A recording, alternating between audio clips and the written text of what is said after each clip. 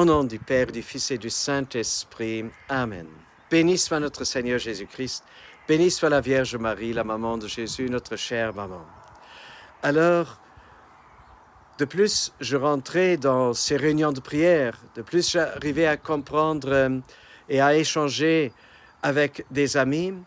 Je me suis rendu compte que j'avais une soif grandissante de Jésus. Je voulais le connaître davantage.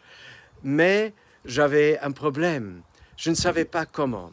Alors, j'ai eu ma toute première petite Bible, le Nouveau Testament, que j'avais dans la poche à l'arrière. Et beaucoup des amis avaient un petit Nouveau Testament. On pouvait les retirer de sa poche et on lisait page pour page. Mais moi, j'avais un problème. Je lisais, je voulais connaître Jésus davantage, mais les Écritures ne sont pas ouvertes à moi.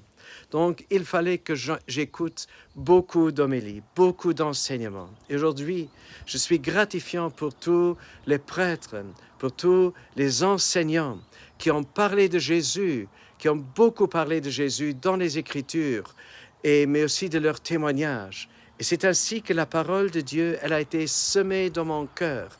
Et semée dans mon cœur, elle commençait à grandir et à éclore et aussi à porter du fruit. Et petit à petit, j'ai pu comprendre ou saisir la vérité de la parole de Dieu qui est finalement Jésus. Et toute la Bible parle de Jésus. Et toutes les promesses de l'Ancien Testament se sont réalisées dans la personne de Jésus-Christ. Voilà le mystère de la parole de Dieu que nous ne pouvons pas expliquer. Mais il nous faut semer largement, accueillir largement la parole de Dieu. Que la parole de Dieu demeure dans toute sa richesse, dit Saint Paul, dans votre cœur.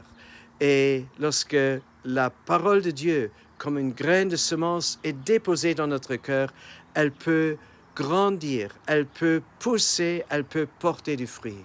Et le plus beau fruit que la parole de Dieu va porter dans notre cœur et dans notre vie, c'est la personne même de Jésus. Et voilà ma prière pour chacun de nous, que nous tous, nous puissions être remplis de la parole de Dieu pour que Jésus puisse grandir en nous, dans notre monde, dans notre Église, au nom du Père et du Fils et du Saint-Esprit. À nous tous, de saintes fêtes de Pâques.